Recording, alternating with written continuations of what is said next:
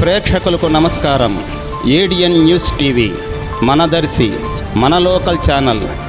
ADN news TV ప్రేక్షకులకు నమస్కారం. వార్తలు చదువుతుంది మీ ప్రసన్నారాం. బహుజన ఉద్యోగుల సంఘం దర్శి నియోజకవర్గ నాయకులు తూర్పు వీరాయపాలెం ప్రీ హై స్కూల్ నందు ఆంగ్ల ఉపాధ్యాయులుగా పనిచేయుచున్న ఇట్లా వెంకటేశ్వర్లు మాతృమూర్తి ఇట్లా పిచ్చమ్మ వారి స్వగృహమైన దర్శి మండలం కొత్తపల్లిలో మరణించారు.